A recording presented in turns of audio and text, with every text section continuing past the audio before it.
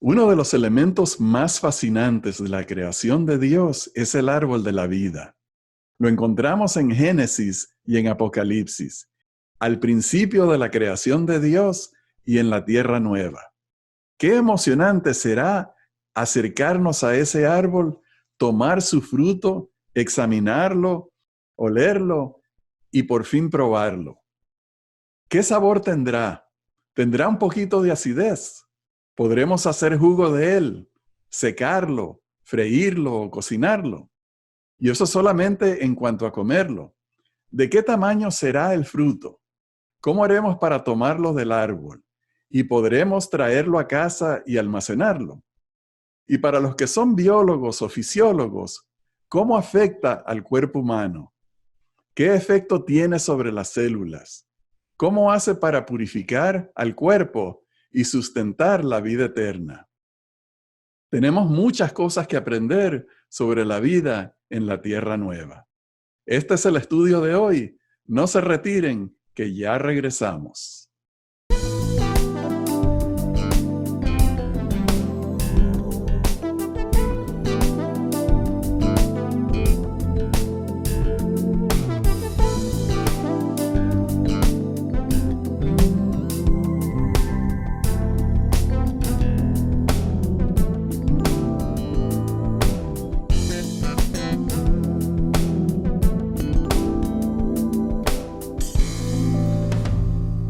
Hola, apreciados hermanos, bienvenidos a Perspectiva Bíblica. Y Johnny recibe un saludo cordial.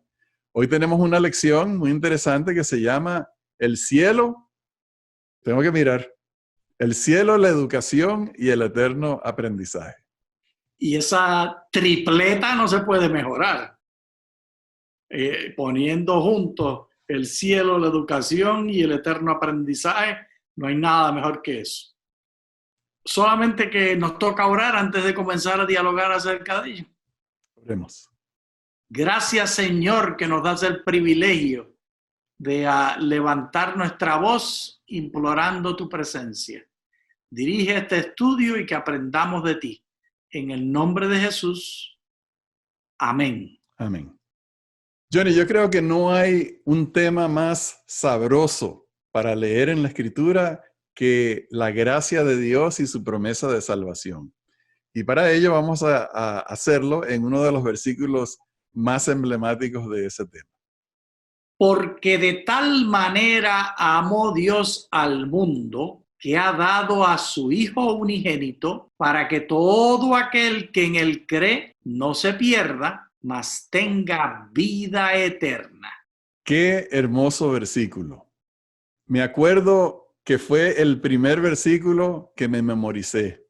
Me acuerdo que en una ocasión iba en el automóvil, en el asiento de atrás, con mi mamá y mi hermano, y alguien había escrito en una tapa redonda de un barril, había escrito Juan 3:16, y mi hermano me preguntó, Rafa, ¿qué dice allí en Juan 3:16?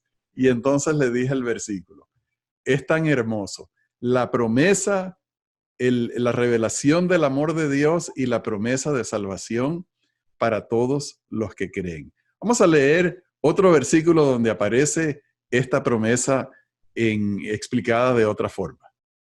El Señor no retarda su promesa, según algunos la tienen por tardanza, sino que es paciente para con nosotros, no queriendo que ninguno perezca, sino que todos procedan al arrepentimiento. Y tened entendido que la paciencia de nuestro Señor es para salvación, como también nuestro amado hermano Pablo, según la sabiduría que le ha sido dada, os ha escrito. Aquí está bien claro, Johnny, la voluntad de Dios es que nadie perezca. Su paciencia es para que todos sean salvos.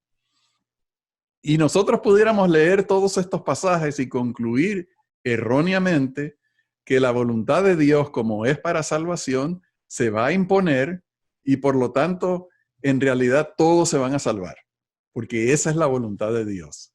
Sin embargo, este tipo de mensaje hay que compararlo, hay que contrastarlo con otros mensajes para ver si esa es la voluntad de Dios absoluta o es sencillamente el deseo que tiene Dios, que todos sean salvos. Vamos a comenzar con una declaración de Jesús en Mateo capítulo 5. Porque os digo que si vuestra justicia no fuere mayor que la de los escribas y fariseos, no entraréis en el reino de los cielos. Oísteis que fue dicho a los antiguos, no matarás, y cualquiera que matare será culpable de juicio.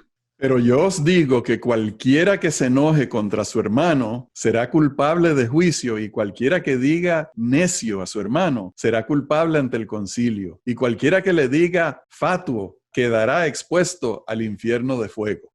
Hay una clara explicación de una relación directa entre las acciones voluntarias de todos los seres humanos, de cada uno individualmente, y los resultados en la vida eterna. Esta correlación es una correlación mediada por la sangre del Señor Jesús, por supuesto. Si no, nadie sería salvo. Pero es una correlación que existe y es presentada. Unos salvos, otros condenados, y todo según la voluntad de la persona que está ejerciendo su propósito en la vida y tomando sus decisiones. Entonces encontramos que Dios es paciente para que todos sean salvos, que Dios no quiere que ninguno perezca, que Dios entregó a su Hijo para que todo el que crea sea salvo, pero entonces aquí encontramos la parte, el contraste, de que aquellos que viven una vida de mala justicia o de injusticia, aquellos que viven una vida de odio hacia sus semejantes, son personas que estarán expuestas al castigo eterno. Y vamos a ver otro pasaje como lo pone el libro de Apocalipsis. Pero los cobardes e incrédulos, los abominables y homicidas, los fornicarios y hechiceros, los idólatras y todos los mentirosos tendrán su parte en el lago que arde con fuego y azufre, que es la muerte segunda. No entrará en ella ninguna cosa inmunda o que hace abominación y mentira, sino solamente los que están inscritos en el libro de la vida del Cordero. Bienaventurados los que lavan sus ropas para tener derecho al árbol de la vida y para entrar por las puertas de la ciudad. Mas los perros estarán afuera, y los hechiceros, los fornicarios, los homicidas, los idólatras y todo aquel que ama y hace mentira. Rafael, aquí nos dice la Escritura, revelación apocalíptica dada al profeta y apóstol Juan, que hay unos que entran y otros que no entran. La clave está siempre que es conforme a la voluntad del ser humano. Todo aquel que desee salvación, la provisión ya está lista. Pero si alguien no desea apropiarse de esa ¿cómo ahora se me fue la palabra? Provisión. Esa provisión, Dios no va a obligar a nadie. Es por libre albedrío. Unos fuera y otros adentro, según lo que cada cual ha aceptado o rechazado. Johnny, es como decir, Jesús golpea la puerta pero no la tumba. No toca la puerta pero no fuerza su entrada. El ser humano tiene que ver la voluntad de Dios, pero tiene que cooperar con la voluntad de Dios. No es automática, no es sin garantía o sin condiciones, quiero decir. Y entonces, está bien claro que la voluntad de Dios es la salvación del ser humano, pero vamos a leer un versículo que nos explica desde otro punto de vista y nos ayuda a entender cuál es la voluntad de Dios para nosotros. Porque ya sabéis qué instrucciones os dimos por el Señor Jesús, pues la voluntad de Dios es vuestra santificación, pues no nos ha llamado Dios a inmundicia, sino a santificación.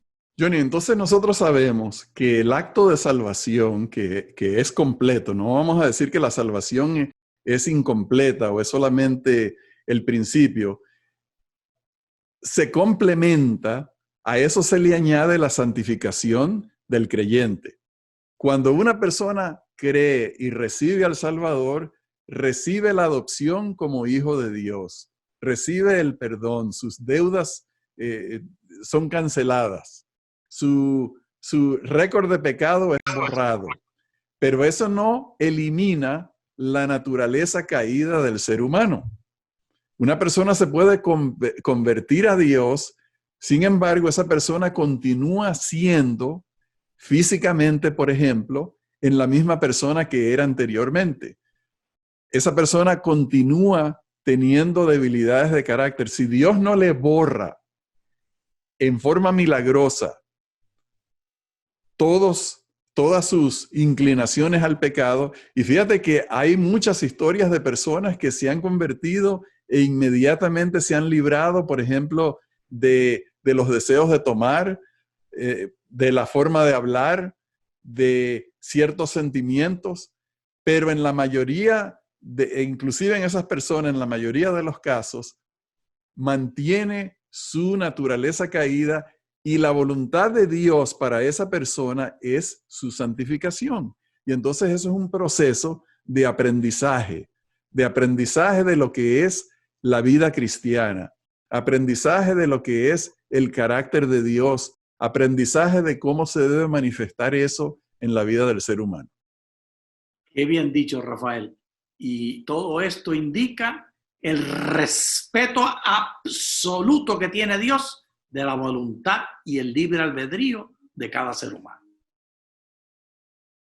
Y sí, porque Dios trabaja solamente con nosotros, solamente en cooperación, no forzándonos, sino respondiendo nosotros a Él, Él respondiendo a nosotros, y es como una especie de, yo creo que nunca nadie ha utilizado esta figura, es un baile de nosotros con Dios. Bueno, si va a haber boda, y es la boda del Cordero, tiene que haber baile en esa boda. Sí, pero fíjate tú que nosotros los adventistas le tenemos paura al baile. Boda judía, y en la boda judía hay baile. Sí, yo sé, pero nosotros los adventistas eso es un gran pecado, el baile, ¿verdad? Y aquí estoy diciendo que la relación del cristiano con Dios es como un baile. Que Dios se acerca a nosotros, nosotros nos acercamos a Él, Dios se acerca a nosotros, y así estamos respondiendo el uno al otro. Es una relación maravillosa donde la voluntad de Dios se va cumpliendo en nuestra santificación. Yo ni lo voy a decir aquí. Yo quiero bailar con Dios. Amén. Yo quiero continuar ese baile de santificación con el Señor. Y ese doble paso lo vamos a manifestar siendo la esposa del Cordero en las bodas del Cordero, cuando bailemos juntos en el baile judío de gozo y los cantos a la voz de Moisés y del Cordero. Gloria sea su nombre. Aquí me pongo yo me emociono, Rafael. Quítame el tema. Bueno, vamos a ir a otro versículo para que te calmes un poquito. Porque cuando nosotros hablamos acerca de la santificación, una de las cosas que podemos hacer es ver qué no es la santificación. Y Josué dijo al pueblo, santificaos, porque Jehová hará mañana maravillas entre vosotros. Y Johnny, voy a incurrir en el desagrado de muchas personas para decir, esto no es lo que quiere Dios de nosotros. Lo que le dijo Dios a Israel aquí no es lo que quiere de nosotros. Y lo voy a explicar de esta manera. Dios iba a hacer un milagro como nunca se había visto ni se ha visto desde entonces.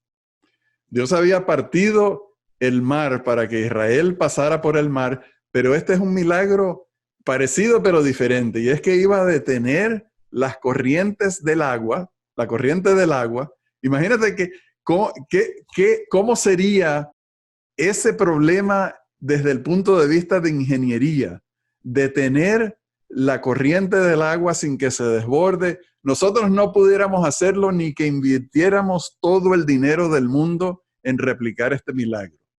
Dios iba a hacer algo maravilloso, pero quería impresionarlos a ellos de que para que Él actuara ellos tenían que santificarse.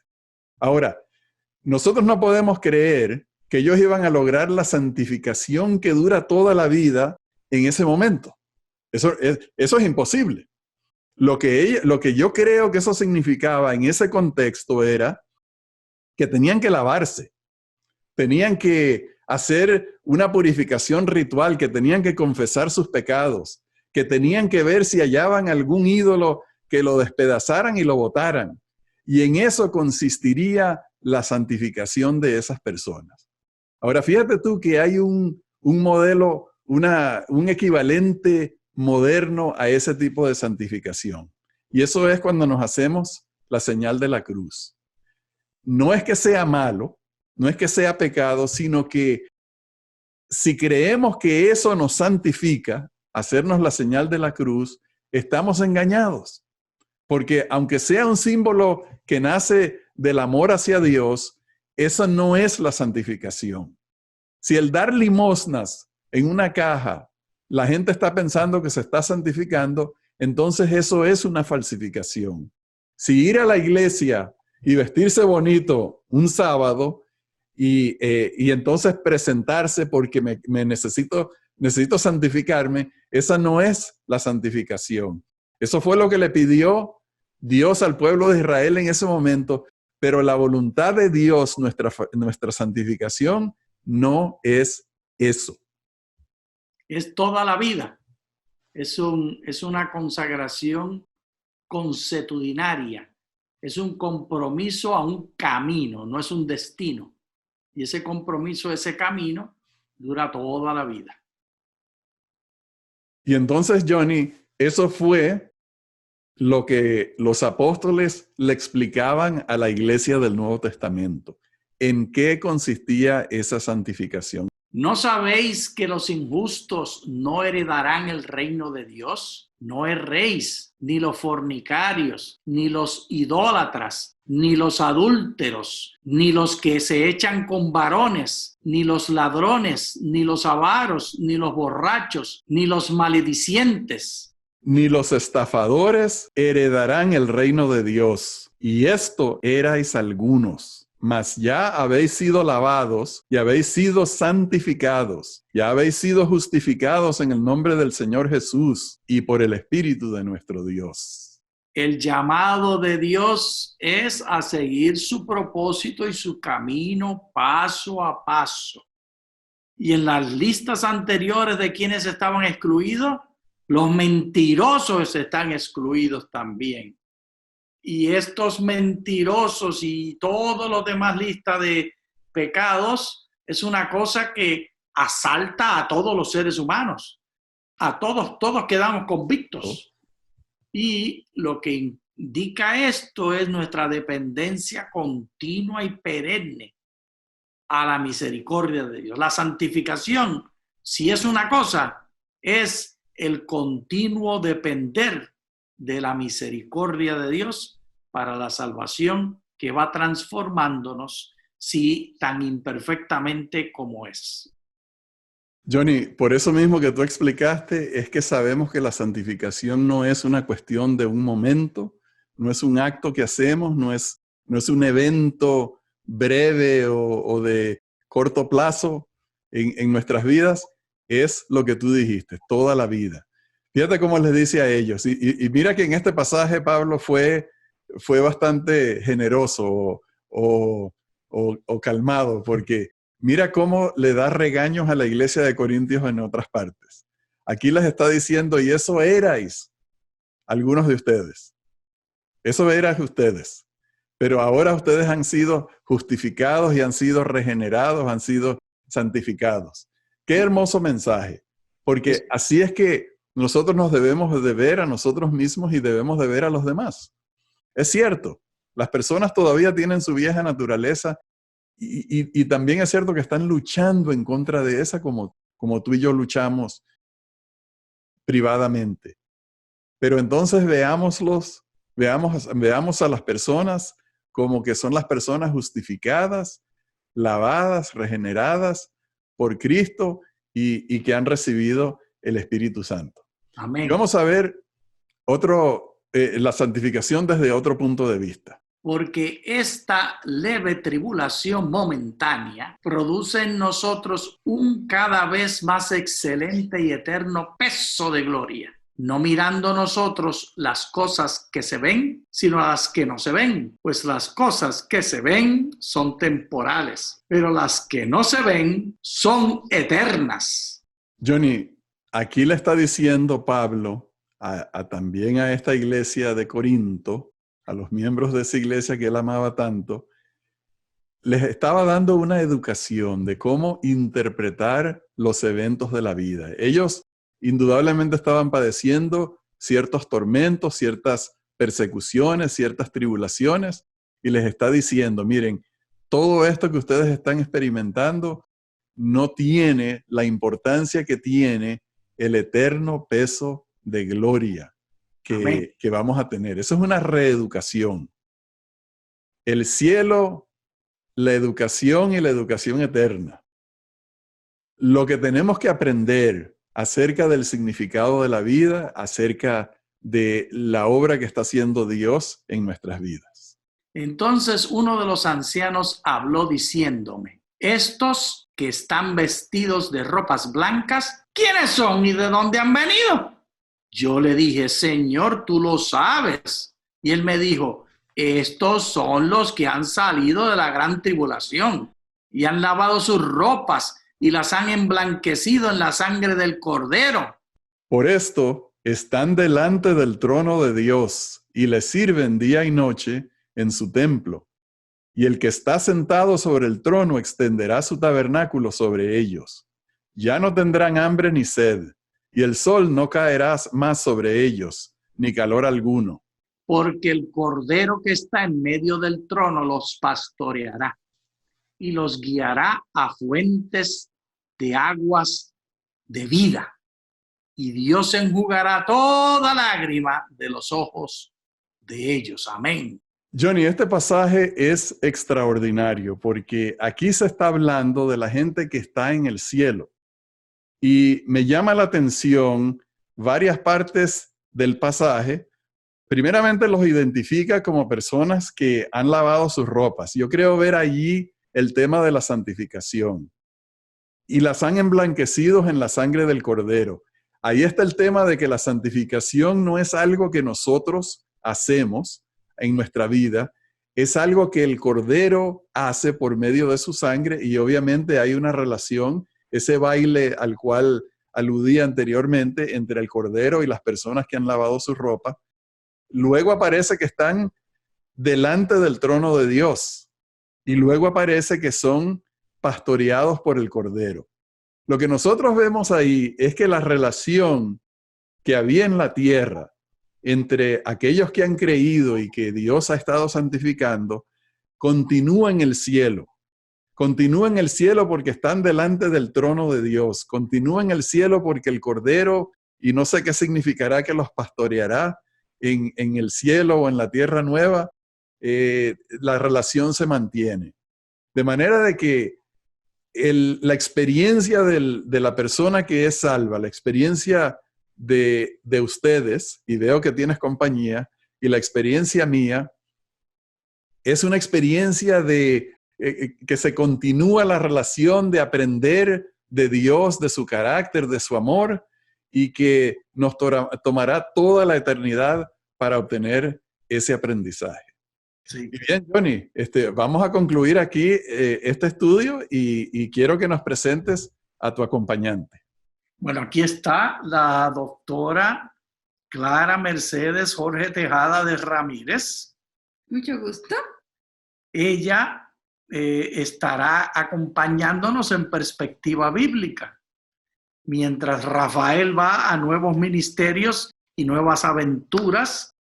Clara ha sido invitada para participar en esta nueva aventura.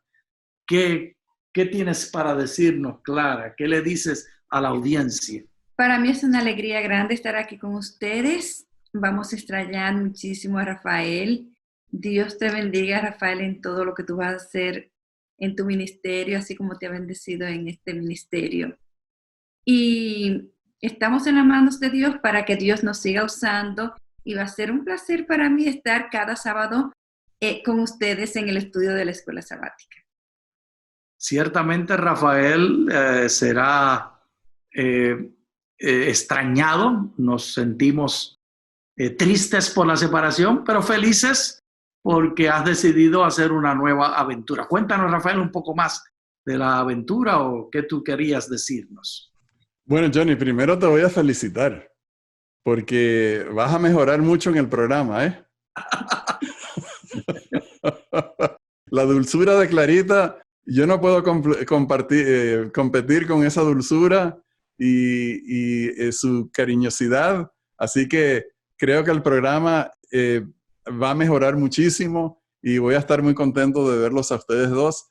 Yo creo que el amor que tú has expresado por tu esposa a través de los años en este programa, porque tú siempre has aprovechado cualquier oportunidad que has encontrado para hablar del amor de tu esposa, el amor a tu esposa, y lo has hecho en una forma que yo pienso que para todos es admirable y se ha visto una expresión muy dulce y muy cariñosa, y por lo tanto pienso que el programa que ustedes van a conducir va a ser un programa que va a resaltar esas cualidades de Dios, del amor, esas cualidades positivas del Señor que tanto el Evangelio se esfuerza por asegurarnos que Dios es un Dios maravilloso, Dios es un Dios de perdón, Dios es un Dios que recoge para sí todo el que quiere venir a Él.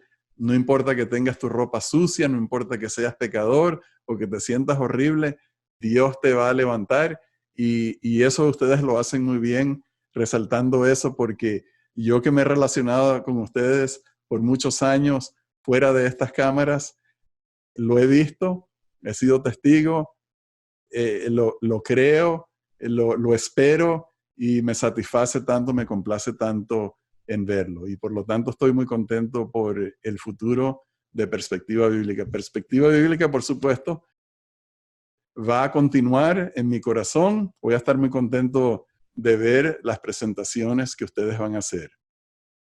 Aprovecho la oportunidad para pedirle al Señor su bendición en el nuevo ministerio que vamos a desarrollar. Amén. Es un ministerio que no me ha dado tiempo hasta este momento de dedicarle mucho.